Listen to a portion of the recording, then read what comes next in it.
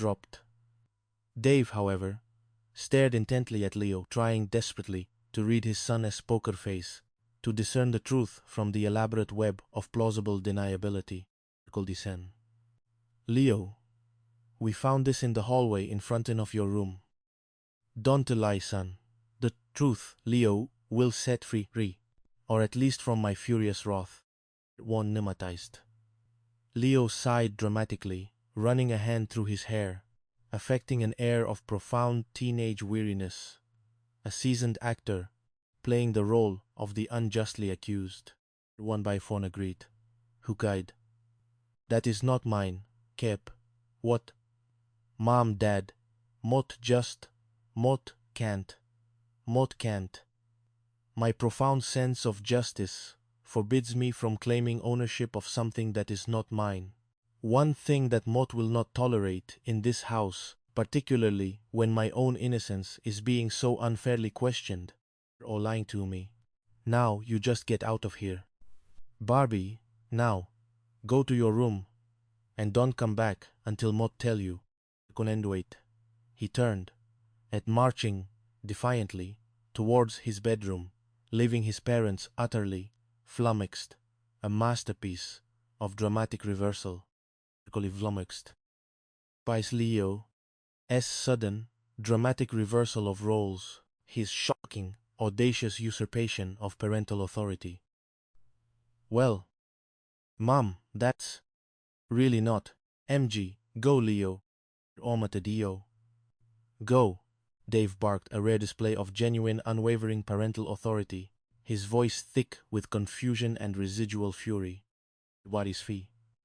Leo turning back with a theatrical flourish, his eyes wide with a dramatic, exaggerated sense of martyrdom. Bedinightly. Mot really can't believe it. This is all a punishment for something that Mot didn't do. And now Mot met subjected to cruel and unusual punishment. Sing low, sweet chariots coming forth to carry me home. For Mot am a martyr in my own home, Dad, Alt might add. And a brilliant chemist, Mot might add, Wamiti, Rissa. He then dramatically slammed his bedroom door shut. The sound reverberating through the silent, emotionally charged house. A powerful punctuation mark to his performance. He flummoxed. Mot, can't he believe that boy will sit here and lie to us right in our face, Dave, Omatik. Spirituals. To express his fake, melodramatic distress.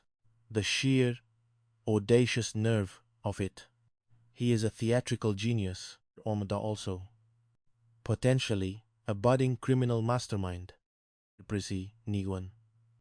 Dave, however, had a growing realized suspicion.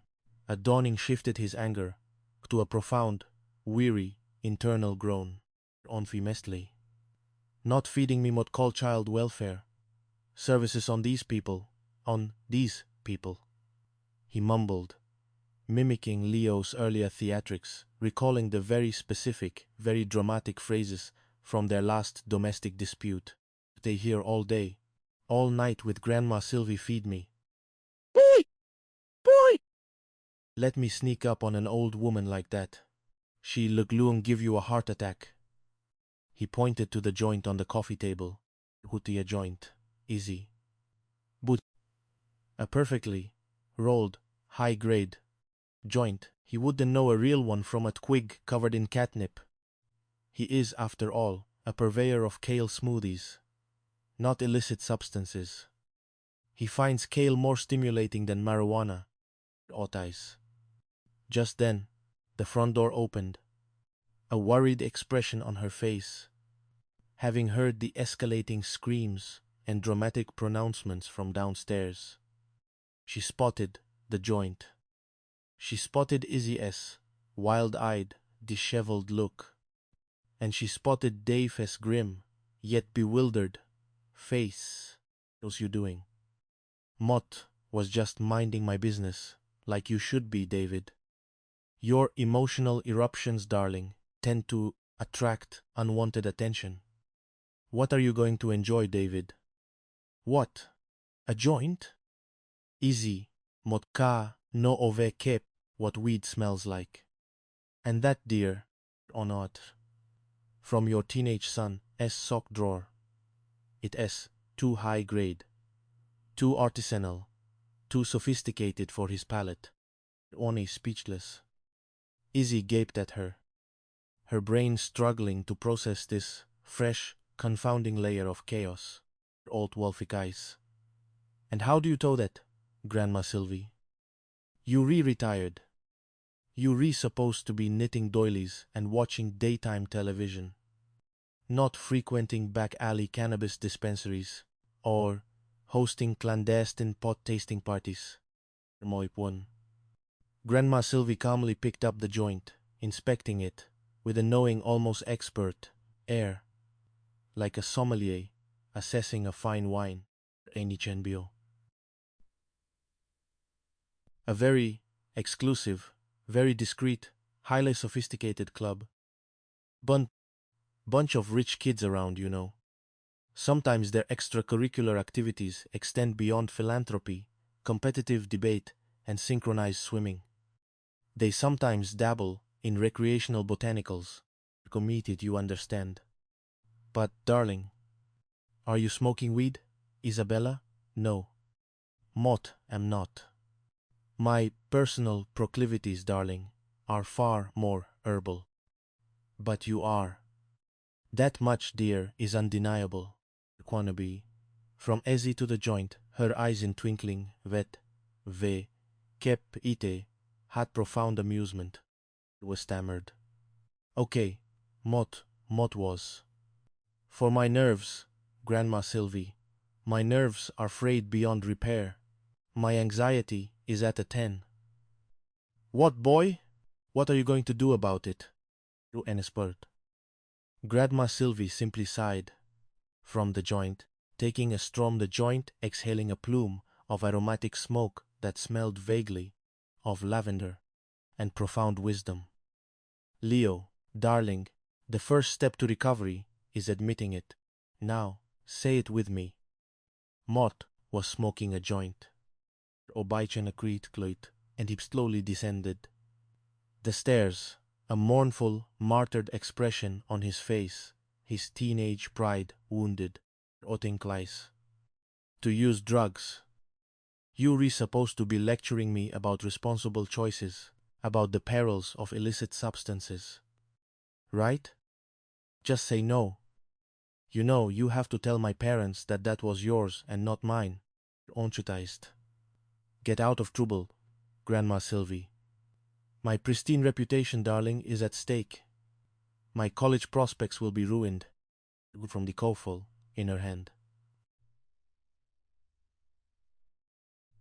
To the bewildered expressions of Dave and Izzy, a deep, private sigh escaped her lips, heavy with the weight of her secret, her profound, inconvenient truth. Wantem jet mattest. Donald Leo. My medical condition, darling, is a very private matter. Some truths, you see, are simply too complex to reveal, too fraught with potential for misunderstanding, and far too likely to cause undue panic, horror. But, Grandma, Sylvie, they wanted kill me. They lung just make me write an essay on the dangers of peer pressure, and watch Reefer Madness on a loop for a week, and then they aground me until Mott met 21. My entire adolescence, darling, honestly me promised bored, and often forced sobriety in, and profound academic boredom. Descend. Grandma Sylvie patted his hand, her touch surprisingly comforting, strangely serene, traumatized. Getting old, and no crystal stare, son. Sometimes you got to let the young folks make their own mistakes, even if it means protecting an old lady's privacy and her access to alternative remedies. Some truths, Leo, are simply not meant for primetime viewing. Quating ominjutais, you. Winted. Leo whimpered. Come on, Grandma Sylvie, plea me. They gonna disown me.